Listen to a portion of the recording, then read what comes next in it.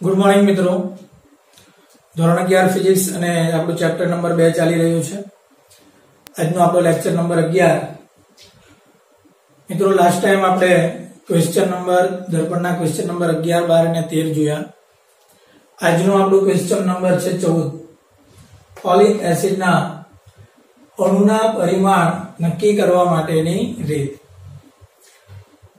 મિત્રો તમે જોઈ શકો છો કે જેમ જેમ આપણું ચેપ્ટર આગળ વધે છે આપણે નાનામાં નાનું અંતર માપવા માટેના પ્રયત્ન કરવા માટે જઈ રહ્યા છીએ।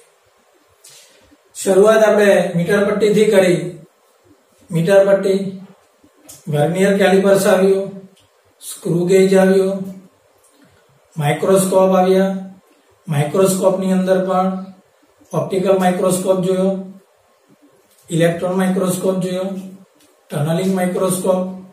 મિત્રો એ બધી જે રીત હતી એ સાધનનો પરફેક્ટ ઉપયોગ આપણે કરીએ છીએ, પ્રત્યક્ષ રીત છે મિત્રો।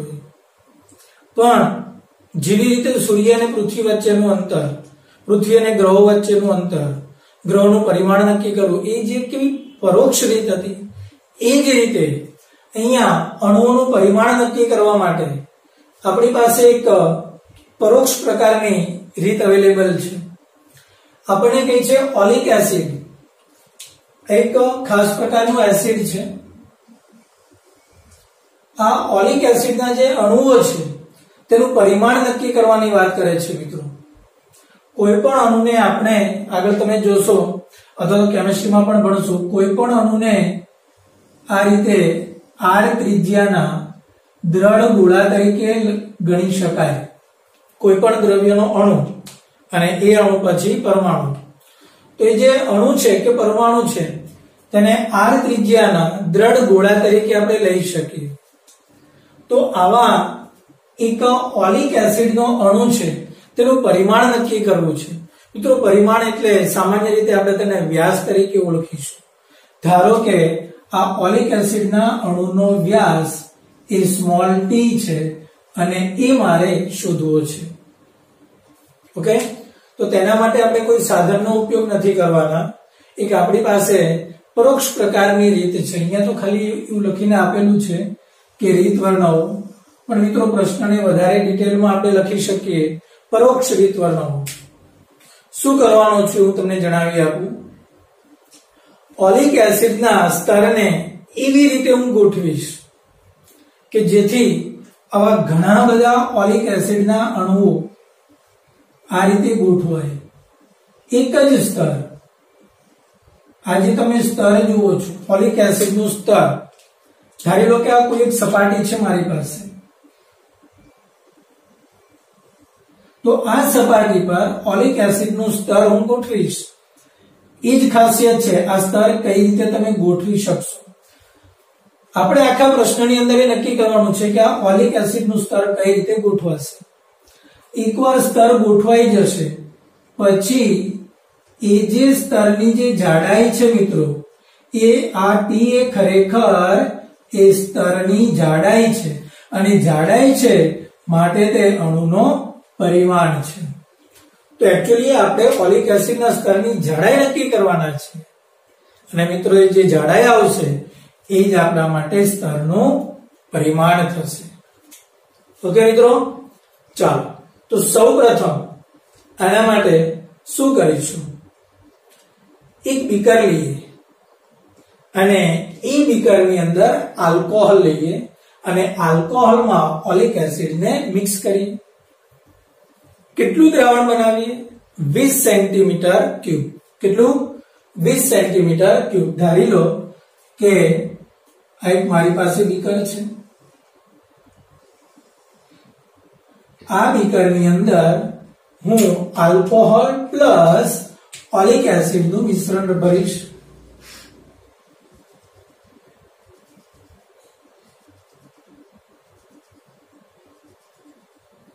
આમાં બ્લેક દ્રાવણ એટલે સમજો કે ઓલિક એસિડ છે અને રેડ દ્રાવણ એટલે સમજો કે તે આલ્કોહોલ છે। અહીંયા આપણે લખી પણ દઈએ આ દ્રાવણ એ શાનું શાનું મિશ્ર થશે? Oleic acid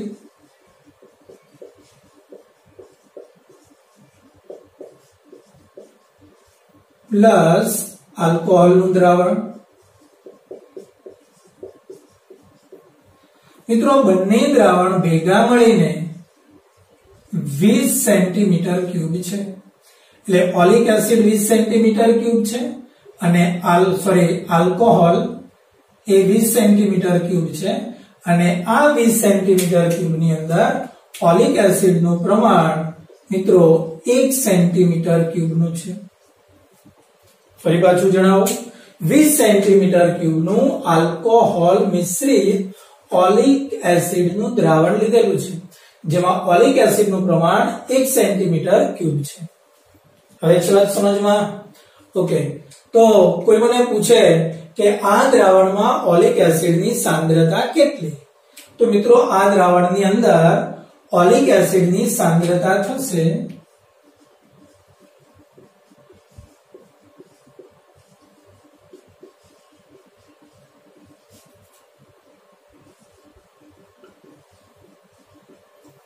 1/20 centimetre cube.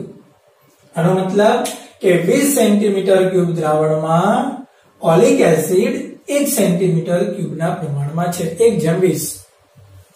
Okay, ચાલો આ જે દ્રાવણ છે આ સમગ્ર દ્રાવણમાંથી 1 સેન્ટીમીટર ક્યુબ દ્રાવણ ખેંચી લો. બાકીના દ્રાવણનું આપણે કોઈ કામ નથી. ફરી પાછું શું કર્યું? દ્રાવણમાં 20 centimetre cube alcohol plus 1 centimetre cube oleic એસિડનું દ્રાવણ. આજે દ્રાવણમાં ઓલિક એસિડની સાંદ્રતા 1/20 સેન્ટીમીટર ક્યુબના પ્રમાણમાં છે. હવે આની અંદરથી 1 સેન્ટીમીટર ક્યુબનું દ્રાવણ લઈ લો અને એક બીજા બીકરની અંદર, આ એક બીજું બીકર છે,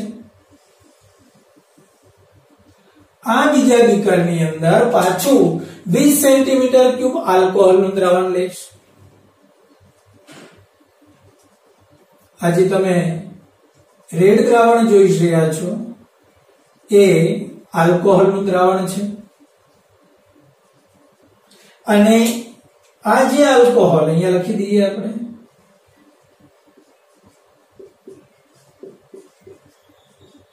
વીસ સેન્ટીમીટર ક્યુબ.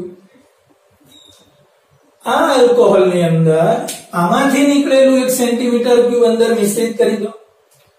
તો મિત્રો એ મિશ્રણને આપણે આ બ્લુ વડે દર્શાવીએ તો એ જે તમે જોઈ શકો છો એ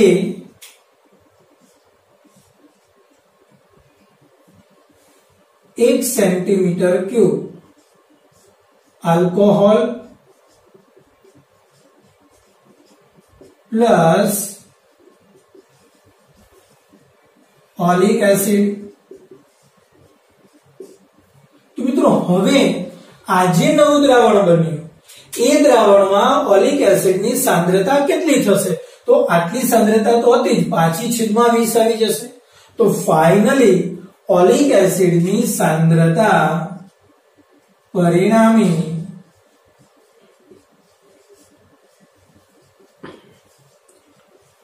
ઓલિક એસિડની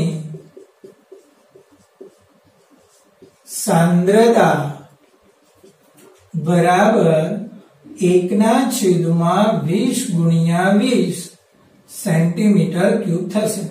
100 વાતની એક વાત, એક દ્રાવણ આપણે એવું બનાવ્યું આલ્કોહોલ પ્લસ ઓલિક એસિડનું કે જેમાં ઓલિક એસિડની સાંદ્રતા મિત્રો 1/20/20 ની થઈ.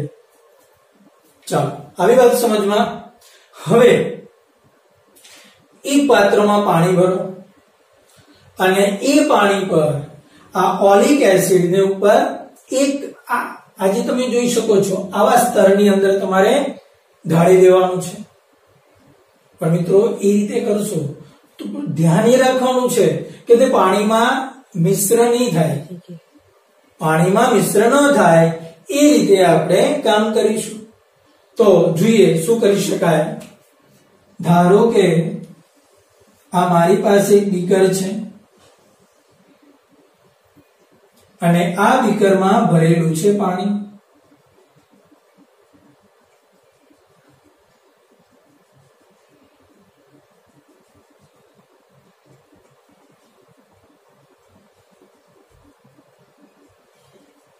ઓકે મિત્રો, આના પર એક હલકા પાવડરનો પથરાવો કરવાનો છે, જેને આપણે કહીશું લાઇકોપોડિયમ પાવડર.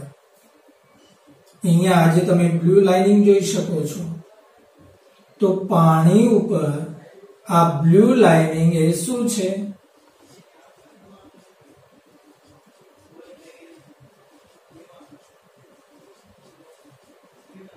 આ પાવડર એ પાણીને દૂર રાખશે. એટલે આ પાવડરની નીચેના ભાગમાં પાણી હશે. હવે તેના ઉપર આજે આપણું દ્રાવણ બન્યું, ઓકે, એ દ્રાવણનો કેટલોક ભાગ આના પર પાથરી દો. હવે એ ભાગ તમે આના ઉપર ઢાળશો એટલે મિત્રો એક આખું સર્કલ આકારનું એક સ્તર બની જશે. ઓકે, એ સ્તર અહીંયા આપણે જરા દોરવાનો પ્રયત્ન કરીએ.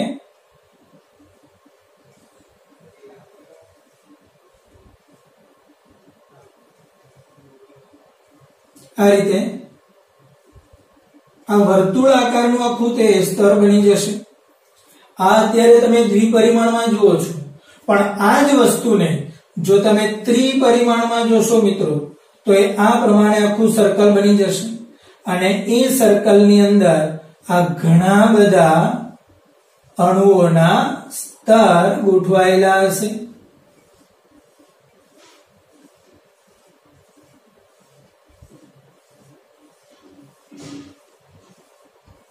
ઓકે, આ દ્વિપરિમાણ છે. સમજો બીકર છે, બીકરમાં પાણી છે, ઉપર લાઇકોપોડિયમનું સ્તર છે. તો તેના ઉપર આ જે દ્રાવણ તમે ઢાળ્યું તે આખું સર્કલ આકારે હશે અને એક જ સ્તર હશે, આખું એક જ સ્તર આ ટાઈપનું. ઓકે મિત્રો, આ શું છે? દ્રાવણ છે. આલ્કોહોલ પ્લસ ઓલિક એસિડ નું દ્રાવણ. હવે છે સમજમાં. આ ધારો કે આ દ્રાવણની જાડાઈ T છે. આ જે દ્રાવણ બન્યું આ દ્રાવણની જાડાઈ T છે, જે મારે શોધવું છે. ઓકે, તમે આ જે વર્તુળ બને છે તેનું ક્ષેત્રફળ શોધી શકો છો. ધારો કે આ વર્તુળનું ક્ષેત્રફળ a છે. તો મિત્રો આ ક્ષેત્રફળ આખું a છે અને જાડાઈ T છે, તો બંનેનો ગુણાકાર કરશો તો દ્રાવણનું કદ બનશે. તો દ્રાવણનું કદ કેટલું થશે? અહીંયા આપણે લખી શકીએ દ્રાવણનું કદ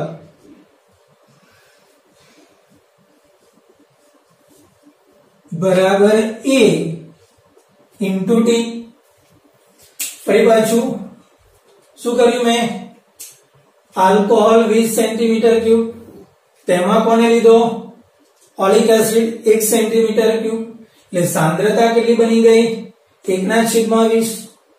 તેનું પાછું 1 સેન્ટીમીટર ક્યુબ નું દ્રાવણ લીધું, એને ફરી પાછા બીજા આલ્કોહોલ મિશ્રિતમાં નાખ્યા. તો ફાઇનલી સાંદ્રતા કેટલી બની ગઈ? 1/20/20. ઓકે, હવે આ દ્રાવણને પાણી ઉપર એક આપણે લાઇકોપોડિયમ પાવડર પાથર્યું, તેના ઉપર ઢાળી દીધું અને એક સિંગલ સ્તર બન્યું જે વર્તુળાકારમાં બનશે. ધારો કે તેનું ક્ષેત્રફળ કેટલું છે? a છે. આ સ્તરની જાડાઈ T હોય તો બંનેનો ગુણાકાર કરીશું તો આપણને શું મળશે? કદ મળશે મિત્રો. તો કદ કેટલું થયું? તો કે a into t. હવે મિત્રો આ જે દ્રાવણ છે આ દ્રાવણના કદની અંદર ફરી પાછા આપણે અંદર ડિટેલમાં જઈએ. ધારો કે દ્રાવણના અણુનું કદ કેપિટલ V છે અને ધારો કે આમાં n અણુ રહેલા છે, તો કુલ કદ n into V થશે. અહીંયા આપણે લખીએ ધારો કે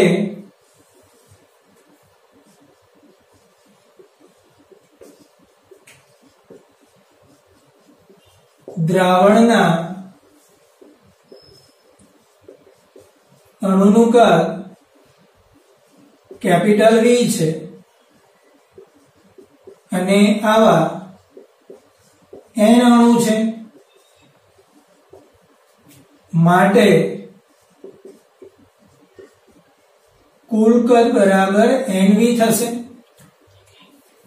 કુલ કદ બરાબર કેટલું થશે? nv. હવે આપણે તો માત્ર ઓલિક એસિડ ની ચર્ચા કરવી છે, આપણે દ્રાવણની ચર્ચા કરવામાં કોઈ જ રસ નથી. તો આ કુલ કદ તો દ્રાવણનું થયું, પણ આમાં ઓલિક એસિડની સાંદ્રતા આટલી છે, તો ઓલિક એસિડનું એક સ્તરનું કદ કેટલું થશે? તો આપણે અહીંયા લખીએ ઓલિક એસિડનું કદ.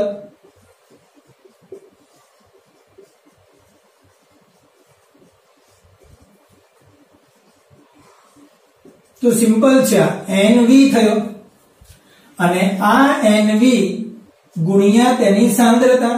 તો સાંદ્રતા મિત્રો કેટલી છે? 1/20/20. તો આપણે અહીંયા કુલ કદ કેટલું લખી શકીશું? NV ના છેદમાં 20/20 સેન્ટીમીટર ક્યુબ. મિત્રો આ મુદ્દો જરા તમારા ધ્યાનમાં આવવો જોઈએ. ફરી પાછું આપણે જે દ્રાવણ અંદર જે એડ કરેલું છે, આ જે ઉપર દ્રાવણ મૂક્યું તેના પ્રત્યેક અણુનું કદ V છે ધારો કે, અને ધારો કે આની અંદર ટોટલ n કણો રહેલા છે, તો ટોટલ તેનું કદ કેટલું થશે? n * v.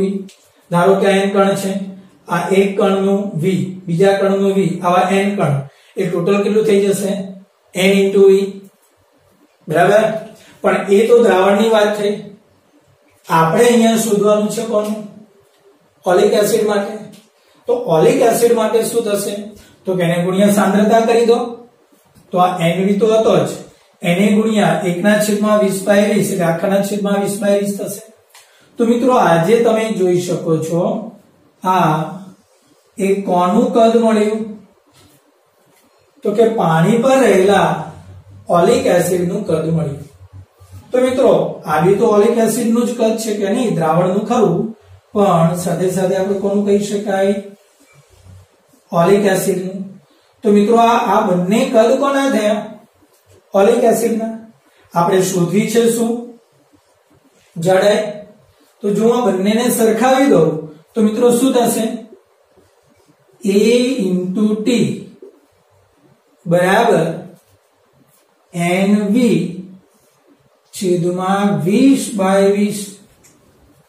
તમે એને છેદમાં લઈ લો તો મિત્રો તમને સ્તરની જાડાઈ મળી જશે, અને એ મળશે T બરાબર NV છેદમાં 20/20 ગુણ્યા A.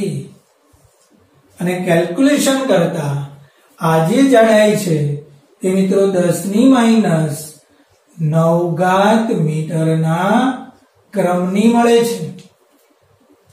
તો આજે ઓલિક એસિડની જે સ્તરની જાડાઈ, અર્થાત બીજા શબ્દોમાં તમને કહ્યું તો ઓલિક એસિડનો જે અણુ છે તેનું પરિમાણ મિત્રો આપણને કયા ક્રમનું મળે છે? તો કે 10⁻⁹. અહીંયા તમારે કશું જ નથી કરવાનું. તમે અહીંયા જે દ્રાવણ રેડો છો તે દ્રાવણનું કદ, તમારે n ની પણ જરૂર નથી અને v ની પણ જરૂર નથી. મિત્રો તમે જે દ્રાવણ રેડો છો, તમારી પાસે જે બીકર છે એ બીકરમાં કેટલું દ્રાવણ છે? ધારી લો કે તમારી પાસે 5 ml છે, તો એ નોંધી લો, આ 5 ml છેદમાં 20/20. અને એ દ્રાવણ રેડ્યા પછી જે સર્કલ બને છે એ સર્કલની ત્રિજ્યા પરથી ક્ષેત્રફળ મળે. ધારી લો કે આ સર્કલની ત્રિજ્યા r મળી, તો ક્ષેત્રફળ A બરાબર πr² થશે. એકદમ ઈઝી રીત છે.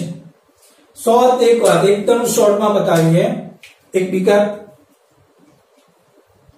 20 ml સોરી 20 સેમી³ આલ્કોહોલ, એમાં 1 સેમી³ ઓલિક એસિડ મિશ્રિત છે, એમાંથી 1 સેમી³ દ્રાવણ લઈ લો. ફરી પાછા એવા જ એક બીજા બીકર કે જેમાં 20 સેમી³ આલ્કોહોલ છે, 1 સેમી³ અંદર લઈ લો. ચાલો પત્યું, આપણું દ્રાવણ તૈયાર થયું. અને આ દ્રાવણની સાંદ્રતા મિત્રો 1/20/20 ની છે. ઓકે, હવે એક બીજું પાત્રમાં શું લો? પાણીની સાથે દ્રાવણને છૂટું પાડવા માટે અહીંયા લાઇકોપોડિયમનો પાવડરનો છંટકાવ કરો. આ પાવડર એ પાણી અને દ્રાવણને મિત્રો છૂટા રાખશે, ભેગા થવા દેશે નહીં. હવે સ્વચ્છ સમજમાં. ઓકે, હવે શું કરવાનું છે? તેના ઉપર આ દ્રાવણ રેડી દો. ધારો કે એ જે દ્રાવણ રેડ્યું તે દ્રાવણ એક સિંગલ અણુનું આખું સ્તર બનાવશે, એકદમ સિંગલ અણુનું સ્તર.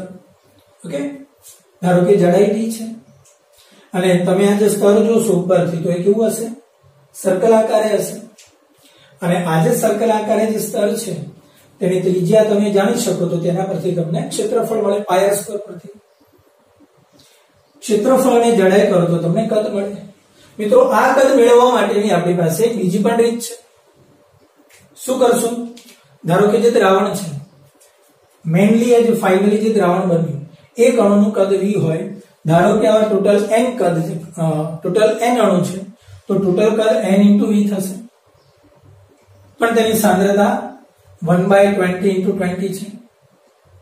તો આને ગુણ્યા n ની ગુણ્યા 1/20 * 20 કરીશું તો આ જે કદ છે તે કોનું આપણને મળશે? લાઈક આપણે ઓલિક એસિડ નું. તો બંને કદને જો સરખાવીએ તો આ a ને છેદમાં લઈ જઈશ તો મને t મળશે. t એટલે સ્તરની જાડાઈ બોલો કે પછી અણુનો વ્યાસ બોલો, પરિમાણ બોલો, બંને એક જ થશે.